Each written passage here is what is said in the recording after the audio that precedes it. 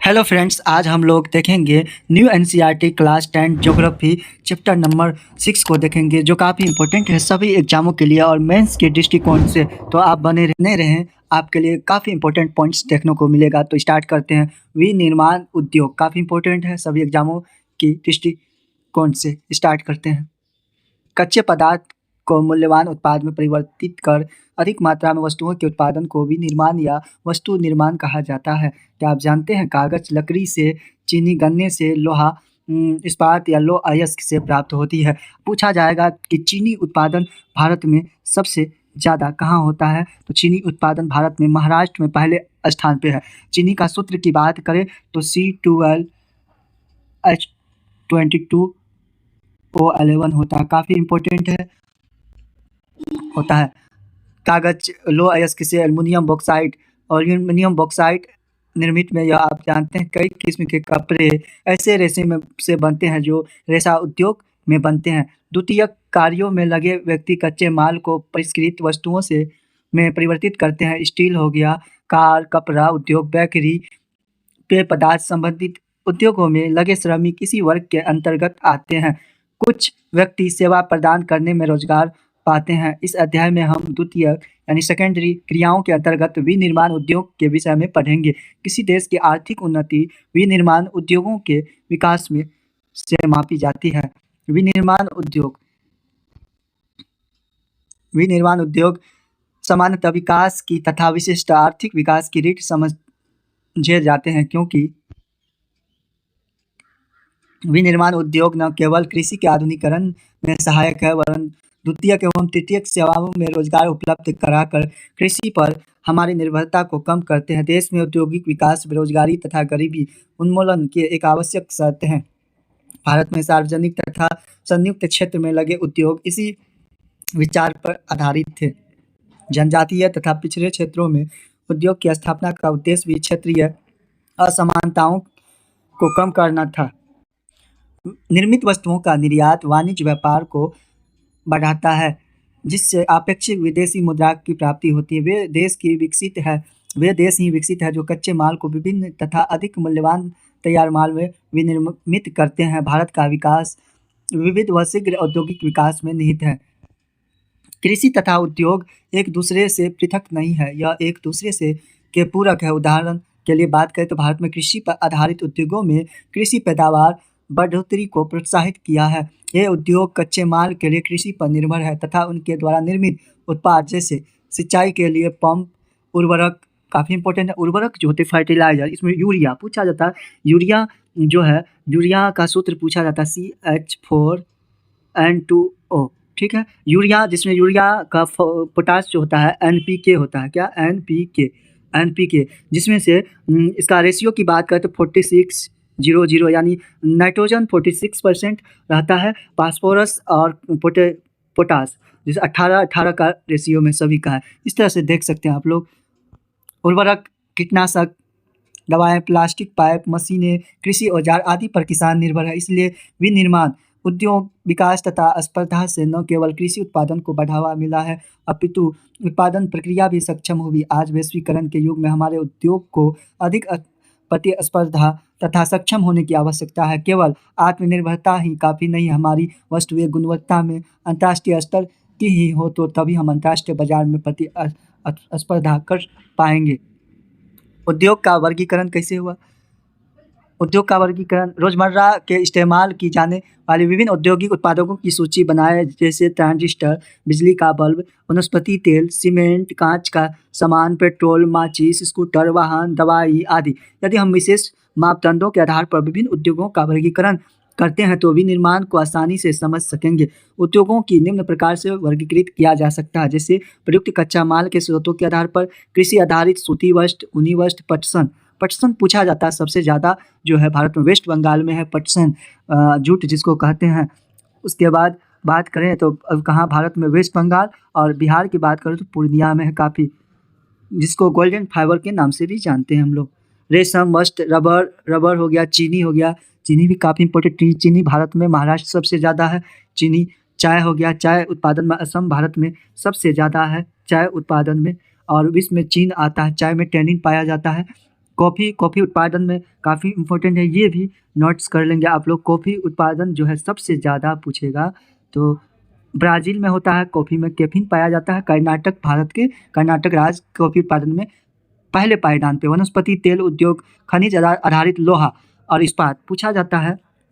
लौह अयस्क जो है, लोहा सबसे ज़्यादा ऑस्ट्रेलिया में है, प्रथम स्थान पर भारत में उड़ीसा में पाया जाता है। सीमेंट, एल्युमिनियम, मशीन, औजार, पेट्रो रासायनिक उद्योग प्रमुख भूमिका के आधार पर आधारभूत उद्योग जिनके उत्पादन या कच्चे माल पर दूसरे उद्योग निर्भर है, जैसे लोहा तो बता दिए, लोहा अयस्क में ऑस्ट्रेलिया पहले नंबर पे, भारत में उड़ीसा। इस्पात, तांबा भी पूछा जाता है। तांबा में विश्व में चिली देश है और मध्य प्रदेश भारत में पहले पायदान पे है। तांबा, कॉपर जिसको कहते हैं 29 इसका एटॉमिक नंबर होता है। प्रगलन व एल्युमिनियम प्रगलन उद्योग है। उपभोक्ता उद्योग जो उत्पादन उपभोक्ताओं के सीधे उपयोग हेतु करते हैं, जैसे चीनी पूछा जाता है। चीनी उत्पादन में पहला स्थान भारत का महाराष्ट्र है। दंतमंजन, उसके बाद कागज, पंखे, सिलाई मशीन आदि। पूंजी निवेश के आधार पर एक लघु उद्योग को परिसंपत्ति की एक इकाई पर अधिकतम निवेश मूल्य के परिप्रेक्ष्य में परिभाषित किया जाता है। यह निवेश सीमा समय के साथ परिवर्तित होती रहती है। अधिकतम स्वीकार्य निवेश के आधार पर ही की जाती है। यह निवेश मूल्य समय के साथ बदलता गया है। वर्तमान में अधिकतम निवेश 1 करोड़ रुपये तक स्वीकार्य है। स्वामित्व के आधार पर सार्वजनिक क्षेत्र में लगे सरकारी एजेंसियों द्वारा प्रतिबंधित तथा सरकार द्वारा संचालित उद्योग, जैसे भारत की हेवी इलेक्ट्रॉनिक लिमिटेड भेल पूछा जाता है। भेल की स्थापना कब हुई? तो इसकी स्थापना की बात करो तो 13 नवंबर 1964 ईस्वी को भेल की स्थापना हुई। फिर है Steel Authority of India, SAIL भी पूछा जाता है। सेल की स्थापना की बात करें तो 24 जनवरी 1973 ईस्वी को हुआ। 1973 ईस्वी को सेल की स्थापना हुई। निजी क्षेत्र के उद्योग जिनका एक व्यक्ति के स्वामित्व में और उसके द्वारा संचालित अथवा लोगों के स्वामित्व में या उनके द्वारा संचालित है। टिस्को काफ़ी इंपॉर्टेंट है। 1907 ईस्वी में टिस्को की स्थापना हुई। टिस्को, बजाज ऑटो लिमिटेड, डाबर उद्योग आदि संयुक्त उद्योग, वैसे उद्योग जो राज्य सरकार और निजी क्षेत्र के संयुक्त प्रयास से चलाए जाते हैं, जैसे कि ऑयल इंडिया लिमिटेड की स्थापना की बात करें तो 18 फरवरी 1959 ईस्वी को हुआ। काफ़ी इंपॉर्टेंट है। सहकारी उद्योग की बात करें तो जिनका स्वामित्व कच्चे माल की पूर्ति करने वाले उत्पादकों, श्रमिकों दोनों के हाथों में होता है। संसाधनों का कोष संयुक्त होता है तथा लाभ हानि का विभाजन भी अनुपातिक होता है। जैसे महाराष्ट्र के चीनी, सबसे ज़्यादा चीनी उद्योग, केरल के नारियल पर आधारित उद्योग। कच्चे तथा तैयार माल की मात्रा व भार के आधार पर भारी उद्योग जैसे लोहा हो गया, इस्पात पूछेगा तो सबसे ज़्यादा विश्व में ऑस्ट्रेलिया पहले नंबर पे है। अब भारत में उड़ीसा राज्य है। हल्के उद्योग जो कम भार वाले कच्चे माल का प्रयोग कर हल्के तैयार माल का उत्पादन करते हैं, जैसे विद्युतीय उद्योग। कृषि आधारित उद्योग क्या है? काफ़ी इंपॉर्टेंट है। सूती वस्त्र, पटसन पूछा जाता है सबसे ज़्यादा भारत में वेस्ट बंगाल में होता है, जिसको जूट कहते हैं और इसको गोल्डन फाइबर के नाम से जाना जाता है। ऊनी वस्त्र, चीनी सबसे ज़्यादा पूछेगा तो चीनी सबसे ज़्यादा भारत में महाराष्ट्र में होता है। वनस्पति तेल आदि उद्योग कृषि से प्राप्त कच्चे माल पर आधारित है। वस्त्र उद्योग, भारतीय अर्थव्यवस्था में वस्त्र उद्योग का अपना अलग महत्व है, क्योंकि इसका औद्योगिक उत्पादन में महत्वपूर्ण योगदान है। देश का यह अकेला उद्योग है जो कच्चे माल से उच्चतम अतिरिक्त मूल्य उत्पाद की श्रृंखला को परिपूर्ण तथा आत्मनिर्भर है। सूती वस्त्र उद्योग, प्राचीन भारत में सूती वस्त्र हाथ से कटाई, हथकरघा, बुनाई तकनीकों से बनाए जाते हैं। 18वां शताब्दी के बाद विद्युतीय करघों का उपयोग होने लगा। औपनिवेशिक काल के दौरान हमारे परंपरागत उद्योग को बहुत हानि हुई, क्योंकि हमारे उद्योग इंग्लैंड के मशीन निर्मित वस्त्रों से स्पर्धा नहीं कर पाए। देखेंगे हम लोग वस्त्र उद्योग में अतिरिक्त मूल्य क्या था। रेशा उत्पादन, जिसे कच्चा रेशा कहते हैं, फिर धुनाई कटाई होगा सूत्र से, फिर बुनाई होगा कपड़ा की, फिर रंगाई व परिष्करण होगा वस्त्र या गारमेंट की जितने भी है, फिर उसके बाद वस्त्र विनिर्माण होगा जितने भी है। इस तरह से आप लोग पहला सफल सूती वस्त्र उद्योग 1854 में मुंबई में लगाया गया। काफ़ी इंपॉर्टेंट है। यूरोप 2 विश्व युद्धों में जूझ रहा था तब भारत इंग्लैंड के अधीन था। ऐसे में इंग्लैंड में कपड़े की मांग आपूर्ति हेतु भारतीय सूती वस्त्र उद्योग को प्रोत्साहन मिला। आरंभिक वर्षों से सूती वस्त्र उद्योग महाराष्ट्र तथा गुजरात के कपास पूछेगा, काफ़ी इंपॉर्टेंट है, पूछा जाता है। कपास सबसे ज़्यादा चीन में, भारत में गुजरात में कपास होता है। काली मिट्टी में कपास होती है। काली मिट्टी क्यों हुई, हम लोग रेगुर मिट्टी के नाम से जानते हैं। उत्पादन क्षेत्र तक ही सीमित थे। कपास की उपलब्धता, बाजार, परिवहन, पटनों की समीपता, श्रम, नमीयुक्त जलवायु आदि कारकों ने उसके स्थानीयकरण को बढ़ावा दिया। इस उद्योग का कृषि से निकट का संबंध है और कृषकों को कपास चुनने वाले, गांठ वाले बनाने वाले, कटाई करने वाले, रंगाई करने वाले, डिजाइन बनाने वाले, पैकेट बनाने वाले और सिंचाई करने वाले को यह जीविका प्रदान करता है।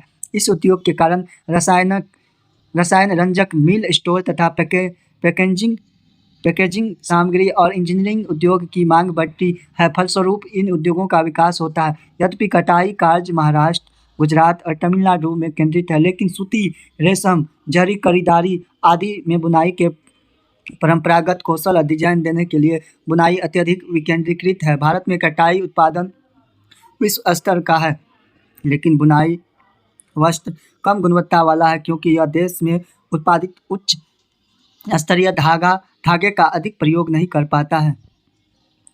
बुनाई कार्य हथकरघों, विद्युत करघों व मिलों से होता है। हाथ से बुनी खादी कुटीर उद्योग के रूप में बुनकरों को उनके घरों में बड़े पैमानों पर रोजगार प्रदान करता है।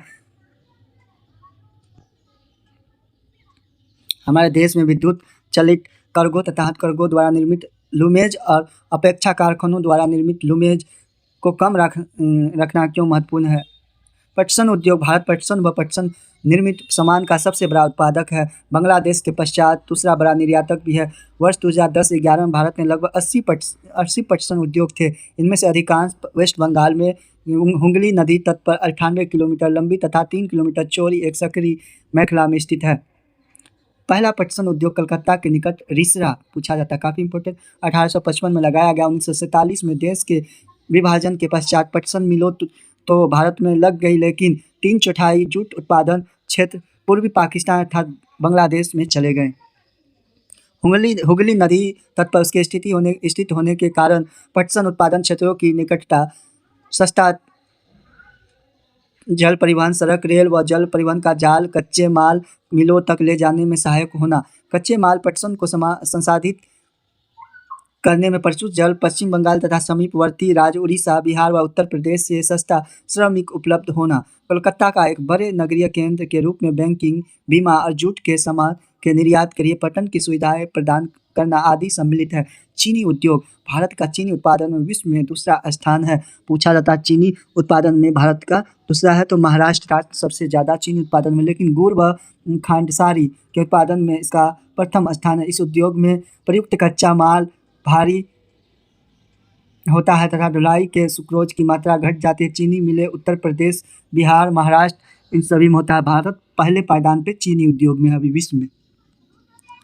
आप लोग देख सकते हैं मैप के थ्रू, ये सूती वस्त्र, ऊनी वस्त्र के लिए देख सकते हैं। बेंगलुरु हो गया, मुंबई हो गया, अहमदाबाद गुजरात, ये सब जितने भी है, जामनगर गुजरात का, मिर्ज़ापुर यूपी का, कानपुर, ये सब जितने भी है, शाहजहाँपुर, अमृतसर, बीकानेर, राजस्थान वगैरह, इनको आप लोग सूती, ऊनी और रेशम उद्योग के विवरण को देख सकते हैं। तमिलनाडु, आंध्र प्रदेश, गुजरात, पंजाब, हरियाणा तथा मध्य प्रदेश राज्यों में फैली चीनी मिलों का 60% उत्तर प्रदेश तथा बिहार में है। यह उद्योग मौसमी है, अतः सहकारी क्षेत्र के लिए उपयुक्त है। क्या आप बता सकते हैं? पिछले कुछ वर्षों में इन मिलों की संख्या दक्षिणी और पश्चिमी राज्यों में, विशेषकर महाराष्ट्र में बढ़ी, सबसे ज़्यादा चीनी का। इसका मुख्य कारण है कि गन्ने से अधिक सुक्रोज की मात्रा अपेक्षाकृत ठंडी जलवायु की गुणकारी है। इसके अतिरिक्त इन राज्यों में सहकारी समिति भी सफल रही। खनिज आधारित वे उद्योग जो खनिज व धातुओं को कच्चे माल के रूप में प्रयोग करते खनिज आधारित उद्योग कहलाते हैं। क्या आप इस देख सकते हैं? लोहा तथा इस्पात उद्योग, लोहा और इस्पात काफ़ी इंपॉर्टेंट है। पूछा जाता है कि लोहा में ऑस्ट्रेलिया विश्व में पहले स्थान है, भारत में उड़ीसा, ठीक है। लोहा तथा इस्पात उद्योग एक आधारभूत बेसिक उद्योग है, क्योंकि अन्य सभी भारी, हल्के और मध्यम उद्योग इनसे बनी मशीनरी पर निर्भर है। विविध प्रकार के इंजीनियरिंग सामान, निर्माण सामग्री, रक्षा, चिकित्सा टेलीफोन, वैज्ञानिक उपकरण के और विभिन्न प्रकार के उपभोक्ता वस्तुओं के निर्माण के लिए इस्पात की आवश्यकता होती है। इस्पात के उत्पादन तथा खपत को प्राय एक देश के विकास का पैमाना माना जाता है। लोहा तथा इस्पात एक भारी उद्योग है, क्योंकि इसमें प्रयुक्त कच्चा तथा तैयार माल दोनों ही भारी स्थूल होते हैं। इसके लिए अधिक परिवहन लागत की आवश्यकता होती है। इस उद्योग के लिए लौह अयस्क, कोकिंग कोल तथा चूना पत्थर का अनुपात रेशियो 4:1 पूछा जाता है। लौह अयस्क, कोकिंग कोल और चूना पत्थर। लौह अयस्क 4:1, चूना पत्थर इसका रेशियो है। इस्पात को कठोर बनाने के लिए इसमें मैग्नीज पूछा जाता है। मैग्नीज काफ़ी इंपॉर्टेंट है। मैग्नीज का सूत्र पूछा जाता है। मैग्नीज का एटॉमिक नंबर 25 होता है। उसके बाद कुछ मात्रा में आवश्यक होती है। इस्पात उद्योगों की आदर्श होनी यह याद रहे कि इससे भी निर्मित माल को बाजार उपभोक्ताओं तक पहुंचाने के लिए सक्षम परिवहन की आवश्यकता है। भारत में छोटा नागपुर के पठारी क्षेत्र, बिहार, झारखंड अधिकांश लोहा इस्पात उद्योग में संकृतित है। इस प्रदेश में इस तरह से आप लोग देख सकते हैं इस्पात निर्माण प्रक्रिया। कच्चे माल का कारखानों तक परिवहन होता है। लौह अयस्क को गलाया जाना। चूना पत्थर एक सहायक खनिज है जो इसमें मिलाया जाता है। धातु का मेल हटाया जाता है। अयस्क को गर्म करने के लिए कोक का ईंधन के रूप में इस्तेमाल होता है, कोक कोयला। उसके बाद तरल पदार्थों को सांचों में डाला जाता है, जैसे ढलवा लोहा। ढलवा लोहा तैयार होता है, अशुद्ध लोहा होता है। उस धातु को शुद्ध आकार देना, इसके बाद इस्पात बनना। ढलवा लोहा को पुनः गलाकर ऑक्सीकरण कर शुद्धता हटाकर मैग्नीज, निकेल, क्रोमियम मिलाकर शुद्ध किया जाता है। पूछा जाता है लोहा में मैग्नीज, निकेल, क्रोमियम इंपॉर्टेंट है मिलावट। धातुओं का आकार देना, रोलिंग, प्रेसिंग, ढलाई और गढ़ाई की जाती है। फिर पिटवा लोहा का निर्माण होता है। इस तरह से देख सकते हैं आप लोग मैप के थ्रू लोहा और इस्पात संयंत्र कौन कौन है ये देख सकते हैं, काफ़ी इंपॉर्टेंट है। ये सेलम तमिलनाडु में हो गया, भद्रावती विजयनगर, ये सब जितना भी है कर्नाटक में है। उसके बाद देखते हैं राउरकेला, जमशेदपुर वगैरह जो है ये सब, दुर्गापुर वेस्ट बंगाल, बोकारो, भिलाई, जितने भी है, विशाखापट्टनम आंध्र प्रदेश, ये सब आप लोग रोक के देख सकते हैं कहाँ कहाँ है, काफ़ी इंपॉर्टेंट है। उद्योग के विकास के लिए अधिक अनुकूल सापेक्षिक परिस्थितियाँ हैं। इनमें लौह अयस्क की कम लागत, उच्च कोटि के कच्चे माल की निकटता, सस्ते श्रमिक और स्थानीय बाजार में इनके मांग की विशाल संभाव्यता सम्मिलित है। एल्युमिनियम प्रग्रहण पूछा जाता है। एल्युमिनियम जो है, एल्युमिनियम प्रग्रहण, एल्युमिनियम का सूत्र की बात करें तो Al2O3 होता है। इसका एटॉमिक नंबर की बात करें तो 13 होता है। एल्युमिनियम काफ़ी इंपॉर्टेंट है। भारत में एल्युमिनियम प्रग्रहण दूसरा सर्वाधिक महत्वपूर्ण धातु शोध उद्योग है। यह हल्का, जंग अवरोधी, उष्मार्क, सुचालक, लचीला, अन्य धातुओं के मिश्रण से अधिक कठोर बनाया जाता है। हवाई जहाज बनाने में, बर्तन तथा तार बनाने में इसका प्रयोग किया जाता है। काफ़ी इंपॉर्टेंट है एल्युमिनियम का हवाई जहाज बनाने में। कई उद्योगों में इसका महत्व। इस्पात, तांबा जिसको कॉपर कहते हैं, काफ़ी इंपॉर्टेंट है। तांबा हो गया, कॉपर 29, ये तांबा उत्पादन में विश्व में जो चिली पहला स्थान पे है और भारत में मध्य प्रदेश है। जस्टा, सीसा पूछा जाता है। सीसा का 82 एटॉमिक नंबर होता है। चीन पहला स्थान है विश्व में। राजस्थान, भारत में राजस्थान पहले स्थान पे है। इस्पात उसके बाद विकल्प के रूप में प्रयुक्त होने से बढ़ा। देश के एल्युमिनियम प्रगलन संयंत्र ओडिशा, पश्चिम बंगाल, केरल, उत्तर प्रदेश, छत्तीसगढ़, महाराष्ट्र, तमिलनाडु राज्य में स्थित है। प्रगलन देख सकते हैं आप लोग, नालको प्रगलन जो पट्टी लेप मिलती हुई, इसको देख सकते हैं आप लोग, मिल है। प्रगालकों यानी स्मेल्टर्स में बॉक्साइट, जिसको एल्युमिनियम का कच्चे पदार्थ के रूप में प्रयोग किया जाता है। प्रवाह चार्ट एल्युमिनियम का निर्माण प्रक्रिया दर्शाता है। इस उद्योग की स्थापना की दो महत्वपूर्ण आवश्यकताएं हैं। नियमित एल्युमिनियम अयस्क का रेशियो 4 से 6 टन बॉक्साइट एल्युमिनियम और 2 टन एल्युमिना और 1 टन एल्युमिनियम का इस रेशियो होता है, निर्माण होता है। देख सकते हैं आप लोग। एल्युमिनियम उद्योग में विनिर्माण की प्रक्रिया, बॉक्साइट कच्चा माल, बॉक्साइट खनन, परिवहन, रेल या समुद्री जहाज के द्वारा एल्युमिनियम बॉक्साइट डलन और एल्युमिनियम घुलन और एल्युमिनियम शोधशाला प्रगलन स्थल तक भारी अयस्क का पहुंचना। शोधशाला में कैल्शियम युक्त पेट्रोलियम को, कोयला खान में पिच, एल्युमिनियम प्रगालक, एल्युमिनियम प्रगालक, विद्युत। इस तरह से आप लोग देख सकते हैं इसको अच्छे तरह से। ऊर्जा की पूर्ति का कम कीमत पर कच्चे माल की सुनिश्चित उपलब्धता। रसायन उद्योग क्या है? भारत में रसायन उद्योग तेजी से विकसित हो रहा है तथा फैल रहा है। इसकी भागीदारी सकल घरेलू उत्पाद में लगभग 3% है। कितना? 3%। यह उद्योग एशिया का तीसरा बड़ा तथा विश्व में आकार की दृष्टि से 12वें स्थान पे है। इसमें लघु तथा बृहत दोनों प्रकार की विनिर्माण इकाई सम्मिलित है। अकार्बनिक तथा कार्बनिक, ऑर्गेनिक तथा इनऑर्गेनिक और ऑर्गेनिक दोनों क्षेत्रों में तीव्र वृद्धि दर्ज की गई है। और इनऑर्गेनिक रसायनों में सल्फ्यूरिक अम्ल पूछा जाता है, काफ़ी इंपॉर्टेंट है ये। H2SO4 उर्वरक, कृत्रिम वस्त्र, प्लास्टिक, गोंद, रंग रोगन, डाई आदि के निर्माण के प्रयुक्त नाइट्रिक एसिड, क्षार, सोडा एस, कांच, साबुन, सोड, अपमार्जक, कागज में प्रयुक्त होने वाले रसायन तथा कॉस्टिक सोडा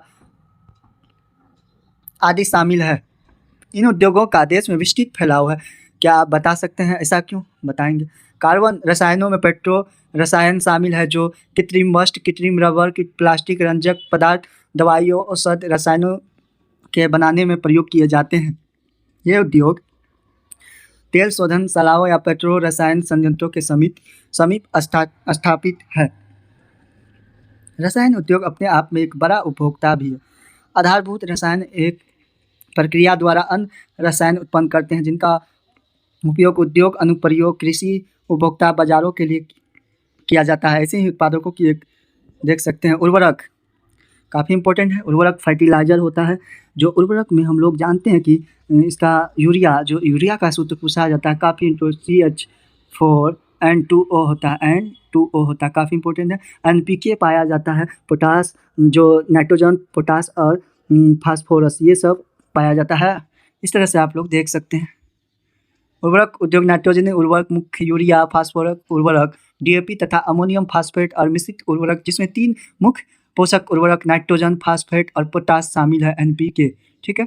उसके उत्पादन में इर्द गिर्द केंद्रित है। तीसरा अर्थात पोटास पूर्णतः आयात किया जाता है, बाहर से लाया जाता है, क्योंकि हमारे देश में कमर्शियल रूप से या किसी भी रूप में प्रयुक्त होने वाला पोटास या पोटेशियम यौगिक के भंडार नहीं है, बाहर से इसको मंगाया जाता है।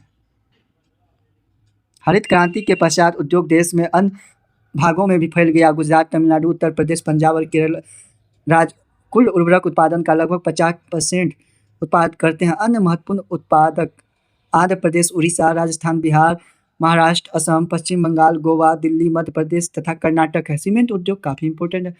निर्माण कार्यों जैसे घर, कारखाने, पुल, सड़कें, हवाई अड्डा, बांध तथा अन्य व्यापारिक प्रतिष्ठानों के निर्माण में सीमेंट आवश्यक है। इस उद्योग को भारी व स्थूल कच्चे माल जैसे चूना पत्थर, सिलिका, जिप्सम आवश्यकता होती है। रेल परिवहन के अतिरिक्त इसमें कोयला और विद्युत ऊर्जा की आवश्यकताएं होती है। इस उद्योग की इकाई गुजरात में लगाई गई है, क्योंकि यहाँ से खाड़ी देशों के बाजार की उपलब्धता है। मोटर गाड़ी उद्योग काफ़ी इंपॉर्टेंट है। मोटर गाड़ी यात्रियों तथा सामान के तीव्र परिवहन के साधन है। भारत में विभिन्न केंद्रों पर ट्रक, बसें, कारें, मोटरसाइकिल, स्कूटर, तिपहिया तथा बहुउपयोगी वाहन निर्मित किए जाते हैं। उदाहरण के पश्चात नए नए आधुनिक मॉडल के वाहनों का बाजार तथा वाहनों की मांग बढ़ी है, जिससे इस उद्योग में विशेषकर कार, दुपहिया और तिपहिया वाहनों पर अपार वृद्धि हुई है। यह उद्योग दिल्ली, गुड़गांव, मुंबई, पुणे, चेन्नई, कोलकाता, लखनऊ, इंदौर, हैदराबाद, जमशेदपुर तथा बेंगलुरु के आसपास स्थित है। सूचना प्रौद्योगिकी तथा इलेक्ट्रॉनिक उद्योग के अंतर्गत आने वाले उत्पादकों में ट्रांजिस्टर काफ़ी इंपॉर्टेंट है, से लेकर टेलीविज़न, सबसे छोटा ट्रांजिस्टर होता है जो सभी टेलीविज़न वगैरह में लगा, telephone, cellular, telecom, telephone exchange, radar काफ़ी इंपॉर्टेंट है। रडार से हवाई जहाज वगैरह का जो है ना दिशा देखा जाता है, रेंज देखा जाता है स्टेशन के रूप में। कंप्यूटर तथा दूरसंचार उद्योग के लिए उपयोग अनेक अन्य उपकरण तक बनाए जाते हैं। SCL रूपनगर काफ़ी इंपॉर्टेंट। रूपनगर कहाँ पूछा जाता है? पश्चिम बंगाल में। बेंगलुरु भारत के इलेक्ट्रॉनिक राजधानी के रूप में उभरा है, काफ़ी इंपॉर्टेंट। इलेक्ट्रॉनिक सामान के अन्य सामान उत्पादक केंद्र मुंबई, दिल्ली, हैदराबाद, पुणे, चेन्नई, कोलकाता तथा लखनऊ है। यूपी के कैपिटल लखनऊ। इस उद्योग का सर्वाधिक संकेंद्रक बेंगलुरु, नोएडा, मुंबई, चेन्नई, हैदराबाद और पुणे में है। यह भी अत्यंत रोचक है कि भारत में सूचना प्रौद्योगिकी IT उद्योग के सफल होने का कारण हार्डवेयर और सॉफ्टवेयर का निरंतर विकास होना, औद्योगिक प्रदूषण तथा पर्यावरण निम्नीकरण।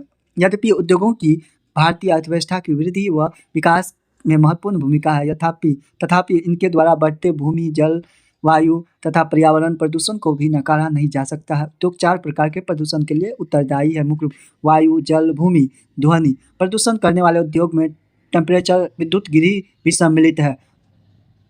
वायु प्रदूषण अधिक अनुपात में अनचाही गैसों की उपस्थिति जैसे sulphur dioxide SiO2 sulphur dioxide, carbon monoxide CO का कारण है। वायु में निलंबित कण नुमा पदार्थों में ठोस व द्रव्य दोनों ही प्रकार के कण होते हैं, जैसे धूलि, स्प्रे, कुहासा, धुआं। रसायन व कागज उद्योग, ईंटों के भट्टे, तेल शोधनालय, प्रगलन उद्योग, जीवाश्म ईंधन दहन तथा छोटे बड़े कारखाने प्रदूषण के नियमों का उल्लंघन करते हुए धुआं निष्कासित करते हैं। जहरीली पदार्थों का रिसाव बहुत भयानक तथा दूरगामी प्रभावों वाला हो सकता है। ठीक है। वायु प्रदूषण मानव स्वास्थ्य, पशुओं, पौधों, इमारतों तथा पूरे पर्यावरण पर दुष्प्रभाव डालते हैं। जल प्रदूषण क्या है? प्रदूषण उद्योगों द्वारा कार्बनिक तथा अकार्बनिक अपशिष्ट पदार्थ के नदी में छोड़ने से जल प्रदूषण फैलता है।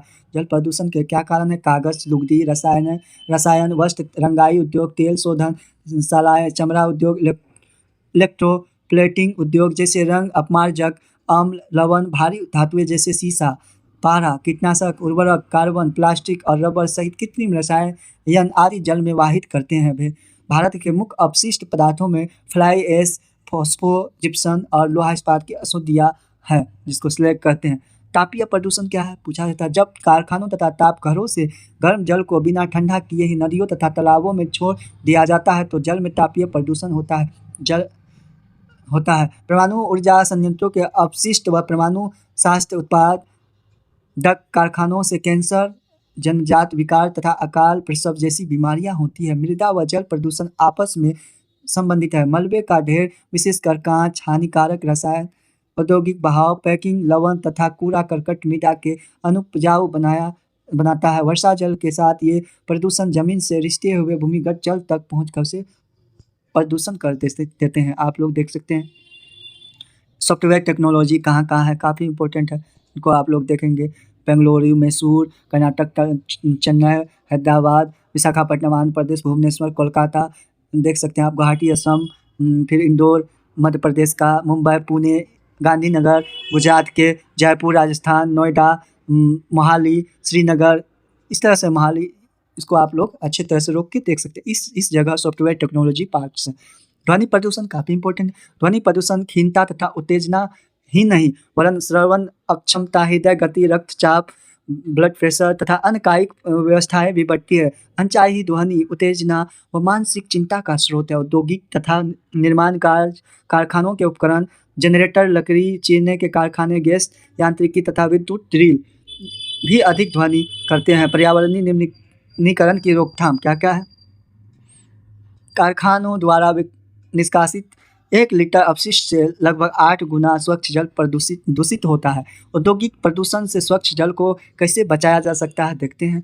विभिन्न प्रक्रियाओं में जल का न्यूनतम उपयोग तथा जल का 2 या 2 से अधिक अवस्थाओं में पुनर्चक्रण द्वारा पुनः उपयोग, जल की आवश्यकता पूर्ति हेतु वर्षा जल संग्रहण करना, स्टोर कर, नदियों व तालाबों में गर्म जल तथा अपशिष्ट पदार्थों को प्रभावित करने से पहले उनका शोधन करना। औद्योगिक अपशिष्ट का शोधन 3 चरणों में किया जाता है। कौन कौन? देखते हैं। यांत्रिक साधनों द्वारा प्राथमिक शोधन, इसमें अपशिष्ट पदार्थ की छटाई, उनके छोटे छोटे टुकड़े करना, ढकना, तल छट जमा आदि सम्मिलित है। जैविक क्रियाओं द्वारा द्वितीयक शोधन, देखते हैं। द्वितीयक शोधन जैविक, रासायनिक तथा भौतिक क्रियाओं द्वारा तृतीय शोधन, इसमें अपशिष्ट जल को पुनर्चक्रण द्वारा पुनः प्रयोग आयोग द्वारा किया जाता है, योग्य द्वारा बनाया जाता है। जहाँ भूमिगत जल का स्तर कम है वहाँ उद्योगों द्वारा इसके अधिक निष्कासन पर कानूनी प्रतिबंध होना चाहिए। वायु में निलंबित प्रदूषण को कम करने के लिए कारखानों में ऊंची चिमनियाँ जिसको कहते हैं ना, ईंट भट्टी वगैरह, इलेक्ट्रोस्टैटिक्स अवक्षेपण, स्क्रबर उपकरण,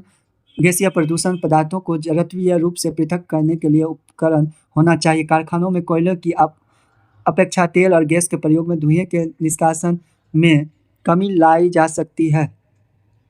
मशीनें व उपकरणों का उपयोग किया जा सकता तथा जनरेटर में साइलेंसर लगाया जा सकता है। ऐसी मशीनरी का प्रयोग किया जाए तो ऊर्जा सक्षम हो तथा कम ध्वनि प्रदूषण करे। ध्वनि अवशोषित करने वाले उपकरणों के इस्तेमाल के कारण कानों पर शोर कंट्रोल उपकरण भी पहनने चाहिए। सतत पोषणीय विकास की चुनौतियों के लिए पर्यावरणीय संचेतना से युक्त आर्थिक विकास की जरूरत है। देख सकते हैं फरीदाबाद में यमुना एक्शन प्लान के अंतर्गत वाहित मल उपचार, इस तरह से आप लोग देख सकते हैं। राष्ट्रीय ताप एनटीपीसी पूछा जाता है, एनटीपीसी द्वारा दिखाया गया पूछा जाता है। एनटीपीसी का स्थापना की बात करें तो 7 नवंबर 1975 ईस्वी को हुई थी। एनटीपीसी जो है, एनटीपीसी काफ़ी इम्पोर्टेंट है। एनटीपीसी जो है इसका बिहार में एनटीपीसी जो है जिसको नेशनल थर्मल पावर कॉर्पोरेशन कहते हैं, बिहार में लगभग है पटना, कहलगाँव, नवीनगर, औरंगाबाद, ये सब है, काफ़ी इंपॉर्टेंट है। देखते हैं भारत में राष्ट्रीय ताप विद्युत गिरी कॉर्पोरेशन विद्युत प्रदान करने वाले मुख्य निगम है। इसके पास पर्यावरण प्रबंधन तंत्र के लिए इतना निगम प्राकृतिक पर्यावरण और संसाधन जैसे जल, खनिज, तेल, गैस, ईंधन संरक्षण नीति का हिमायती तथा उन्हें ध्यान में रखकर ही विद्युत संयंत्रों की स्थापना करता है। देखते हैं आधुनिकतम तकनीकों पर आधारित उपकरणों का सही उपयोग करके तथा विद्यमान उपकरणों में सुधार, अधिकतम राख का इस्तेमाल कर अपशिष्ट पदार्थों का न्यून उत्पादन, पारिस्थितिकी संतुलन बनाए रखने के लिए हरित क्षेत्र की सुरक्षा और वृक्षारोपण के लिए प्रेरित करना, तरल अपशिष्ट प्रबंध, राख युक्त जलीय पुनर्चक्रण तथा राख संग्रह प्रबंध द्वारा पर्यावरण प्रदूषण को कम करना, सभी ऊर्जा संयंत्रों का पारिस्थितिकीय रूप से मॉनिटर और समीक्षा करना, ऑनलाइन आंकड़ों का प्रबंध करना। देखते हैं रामागुंडम संयंत्र पूछा जाता है। रामागुंडम संयंत्र कहाँ है? तेलंगाना में है। तेलंगाना में काफ़ी इंपॉर्टेंट है, देख सकते हैं। आइए हम लोग इस क्वेश्चन से रिलेटेड कुछ अभ्यास को देखेंगे जो बहुत इंपॉर्टेंट है। देखते हैं निम्नलिखित में कौन उद्योग चूना पत्थर को कच्चे माल के रूप में प्रयुक्त करता है? तो कौन सा उद्योग करता है? तो सीमेंट उद्योग। निम्न में से कौन उद्योग बॉक्साइट जिसको एल्युमिनियम कच्चे माल के रूप में प्रयोग करता है? तो कौन करता है? तो एल्युमिनियम प्रगलन करता है। निम्न में से कौन सा उद्योग दूरभाष, कंप्यूटर आदि संयंत्र निर्मित करते हैं? कौन सा उद्योग करते हैं? तो सूचना प्रौद्योगिकी यानी IT सेक्टर, काफ़ी इंपॉर्टेंट है। नेक्स्ट देखते हैं निम्न में से उत्तर दे। विनिर्माण क्या है? पूछा जाता है। विनिर्माण जिसके कच्चा माल जिसको रॉ मटेरियल बड़े पैमाने पर तैयार या किया जाता है उसे ही हम लोग विनिर्माण कहते हैं या माध्यमिक क्षेत्र के अंतर्गत आता है। माल कहते हैं कि माल में बदल जाता है उसे ही कहते हैं, जैसे कि बेकरी से लेकर स्टील प्लांट तक ये भी विनिर्माण के अंतर्गत आता है। आधारभूत उद्योग क्या है? उदाहरण दे कर बताएं। आधारभूत उद्योग जो उद्योग दूसरे उद्योगों के आधार पर या निर्भर होता है उसे ही आधारभूत उद्योग कहते हैं। जैसे एग्जाम्पल की बात करें तो लोहा उद्योग, गंधक अम्ल जैसे रासायनिक उद्योग जितने भी होते हैं ना, ये सब आता है। टू स्टेट वगैरह जितना भी चीज़ है। इस तरह से आज हम लोगों ने अच्छे पूर्वक से इस टॉपिक को क्लियर किया। अगर